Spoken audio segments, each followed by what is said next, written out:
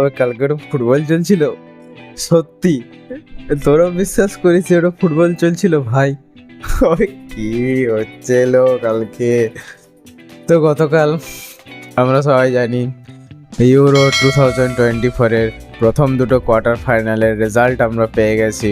একদিক থেকে উঠে গেছে স্পেন, অপর দিক থেকে উঠে গেছে ফ্রান্স। দুটো ম্যাচ নিয়ে কথা বলবো, এক এক করে শুরু করা যাক।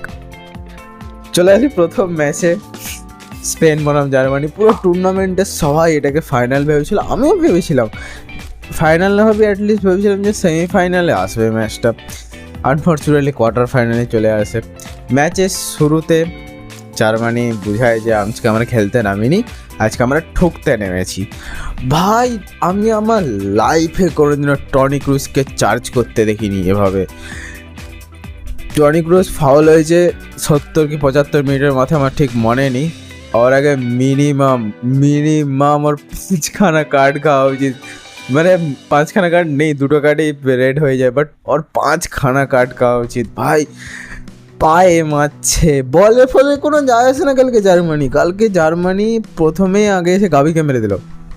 ক্রুজকে বলে দিচ্ছে গাবিকে মার, গাবি মারলে ওদের অ্যাটাকটা আটকে যাবে, এবং সেটাই হয়েছে। কালকে স্পেনের ভাগ্য বিরাট ভালো ছিল। কালকে ম্যাচটা মানে কালকে দিনটা স্পেনের ছিল বলেই কালকে আমরা এইটা 2-1 দেখতে পেলাম।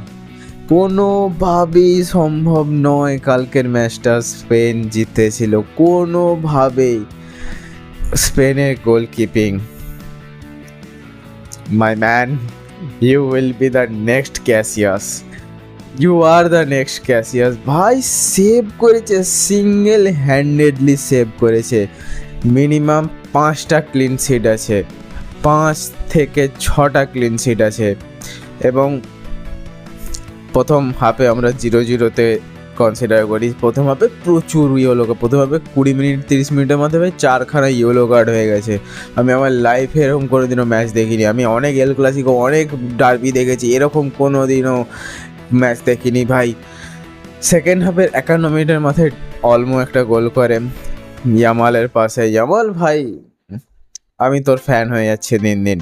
আগামী 5 বছরে তুই কোথায় দাঁড়াবি সেটাই আমার দেখা। তারপরে প্রায় ম্যাচ শেষ হয়ে গেছিল, প্রায় 88 মিনিটের মাথায় চলে এসেছিল। 89 মিনিটের মাথায় ডেভিড উইটসে একটা গোলে 1-1 করে জার্মানি। এবং ওইটা ইটস মেন্ট টু বি, কারণ ওখানে যদি জার্মানি হেরে তো 90 মিনিটের মাথায় এক্সট্রা টাইম না হতো, তাহলে আমার মনে হয় ম্যাচের হাইপটা সে উঠতে উঠতে একটা কেমন রয়ে গেছে। আই এম হ্যাপি যে এটা এক্সট্রা টাইম অবধি গেছে, এবং আই এম মোর হ্যাপি যে পেনাল্টি অবধি যায়নি, এক্সট্রা টাইমেই শেষ হয়েছে। এক্সট্রা টাইমেও জার্মানি চাপ ছিল পুরো ম্যাচে, কেউ কাউকে ছাড়েনি, সবাইকে মার্ক করে রেখেছে। ভাই কিচ্ছু ফুটবল অ্যাট স্পিক, মানে কোনো আলাদা কোনো কমেন্ট হয় না। কালকে ফুটবল অ্যাট স্পিক, দুটো ম্যাচই 119 মিনিটের মাথায় প্রায় হুইসেল। আমিও ভেবেছিলাম যে ওটা পেনাল্টি অবধি যাবে, হয়ে যায় 2-1। মেরিনো যে বলটাতে হেড করে গোল করে, ওইটা ও পাস দিল, ও পাস থেকে ডেভিড অলমো পাস বাড়ালো, ক্রস বাড়ালো, দিয়ে সোজা goal. Tactic guys, this is tactic. দুঃখ লাগছে একটাই জন্যেই যে 2 লেজেন্ড, আমার 2 ফেভারিট খুব প্লেয়ার, টনি ক্রুজ এবং মুলার, দুজনকে আর আমরা কোনোদিনও হয়তো দেখতে পাবো না। মুলারকে হয়তো ক্লাব ফুটবলে দেখতে পাবো, কিন্তু টনি ক্রুজ, থ্যাংক ইউ।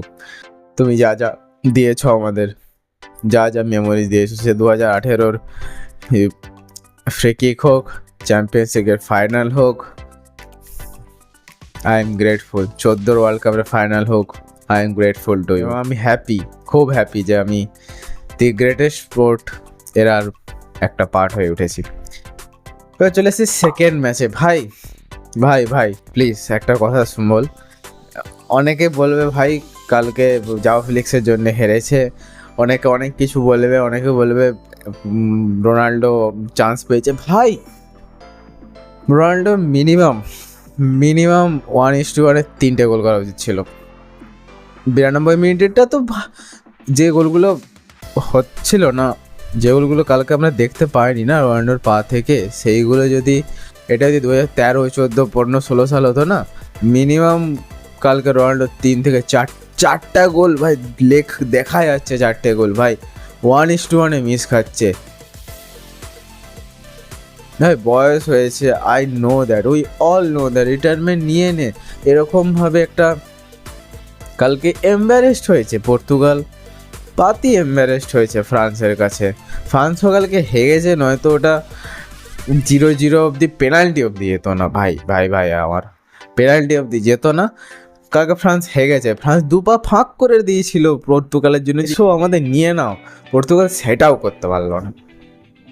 হ্যাঁ আমি জানি যে জাও ফেলিক্সেরও দোষ আছে, ওই লেভেলে ওখানে পেনাল্টি মিস করাটা উচিত নয়, বাট প্রেসার গাইস, প্রেসার, মাথায় প্রেসার হলে অনেক কিছুর গড়বড় হয়ে যায়, এটা বুঝতে হবে। স্পোর্টসের মতো প্রেসার আমার মনে হয় না ডাক্তার ছাড়া আর কারোর মাথায় থাকে। হ্যাঁ থাকে, মানে এটিসির থাকে, ঠিক ঠিক, এটিসির বিরাট প্রেসার। মধ্যে আমরা সেমিফাইনালের প্রথম ফিক্সচার পেয়ে গেছি, স্পেন বনাম ফ্রান্স। আমি স্পেনকে এগিয়ে রাখবো, ফ্রান্স যেভাবে ফাঁক করে রাখছে আমি স্পেনকে এগিয়ে রাখছি, অবশ্যই স্পেনকে এগিয়ে রাখছি। কিন্তু হ্যাঁ, গাভি এপাশ থেকে ইনজিওর্ড হয়ে গেছে বাজেভাবে, মনে হচ্ছে না তার কন্ডিশন দেখে যে কোনোভাবেই ফাইনাল খেলতে পারবে, যদি ফাইনালে ওঠে সেমিফাইনালে খেলতে পারবে বলে। আর এদিক থেকে কালকে এমবাপ্পেরও আর এবার নাকে লেগেছে ভাই, কী হচ্ছে কে জানে। আজকে ইংল্যান্ডের থেকে আমি হাত তুলে দিচ্ছি, আমি চাই সুইজারল্যান্ড ওরকম হেগে প্লিজ। চারিপাশে নেদারল্যান্ডের জন্য যদি কিছু অপেক্ষা করে থাকে, নতুন কোনো চমক টার্কি যদি নিয়ে রাখে নতুন কিছু, তাহলে বেশ ভালো, আমি কোনো অসুবিধা নেই। টার্কিকে জিততে আমার কোনো অসুবিধা নেই, নেদারল্যান্ডের চান্স আছে, 100% চান্স আছে। এবার যদি ওরকম ফ্রান্সের মতো 2 পা ফাঁক করে হেরে দেয়, তাহলে আই ডোন্ট নো। মজা পেয়েছি, লেজিন মজা পেয়েছি কালকের ম্যাচ দুটো দেখে, আশা করব আজকেও সেম মজাটা পাবো। এই জন্য, এই রকম খেলা দেখার জন্যই তো আমরা রাত জেগে থাকি। ভিডিও ভালো লাগলে ভিডিওকে লাইক করবে, ভাই তোমাদের সঙ্গে আছে তোমরা জানো, তাই ভাইকে সাপোর্ট করো। ভিডিও দেখে তোমাদের সমস্ত ইউরোপিয়ান ফুটবল প্রেমীদের সাথে, যারা আমার মতো তোমার মতো আমাদের সবার মতো রাত জেগে জেগে ফুটবল দেখে স্পোর্টসকে সাপোর্ট করে নিজেদের ক্লাবের জার্সি পরে, তাদের সঙ্গে শেয়ার করে দাও আর সাবস্ক্রাইব করে দে ভাই, মোটিভেশন আসে, 2 পয়সা কামাবে গরিব, কি হয়েছে সাবস্ক্রাইব কর।